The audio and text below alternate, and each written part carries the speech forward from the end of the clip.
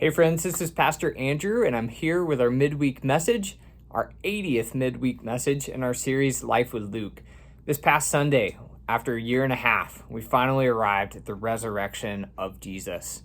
And in that, as we studied the narrative and we saw how Luke portrayed this amazing miracle of Christ raising from the dead, we were challenged. We were challenged in a couple of ways because we saw how Luke ties the resurrection to a couple of fears that we have as humans.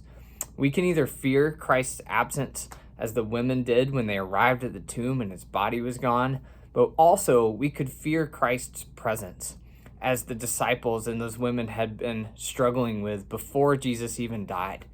They were afraid to go to Jesus and ask him about these predictions surrounding the resurrection. And so the resurrection challenges us because it makes us look at our fears.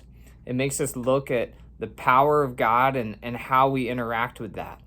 And we were challenged this past Sunday to think about whether we fear the absence or we fear the presence of Jesus, and maybe both. So whoever's listening to this today, I would ask you the same. How might you be afraid of whatever God is doing in your life? Maybe you feel like he's not super close to you, or maybe you feel like he is and he's telling you something that you're just not ready to hear. Whatever your fears may be, let the resurrection challenge you in the same way that it did for these women at the tomb. Let it challenge you to confront those fears and to look toward Jesus' presence that is living and very alive and next to us as God's people.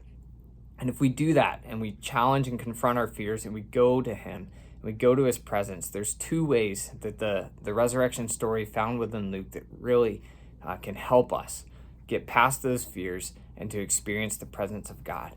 The first thing we saw is that the women were challenged to remember God's promises. The angels that appeared to them at the tomb had them remember Christ's words and the promises of what was to come.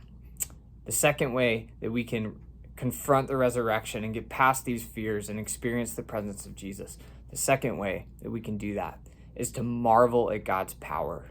When Peter ran to the tomb, he went away wondering and marveling over what mysterious thing was happening that he couldn't comprehend. And I think that he was attributing whatever powerful circumstance was unfolding to God and his power.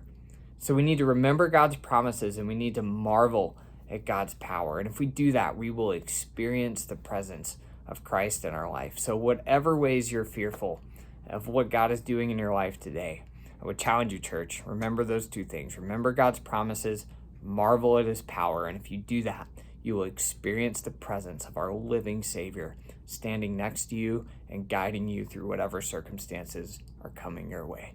Hope that's an encouragement to you. Know that I'm praying that will happen for our church and our community, and know that Jesus is with you this day.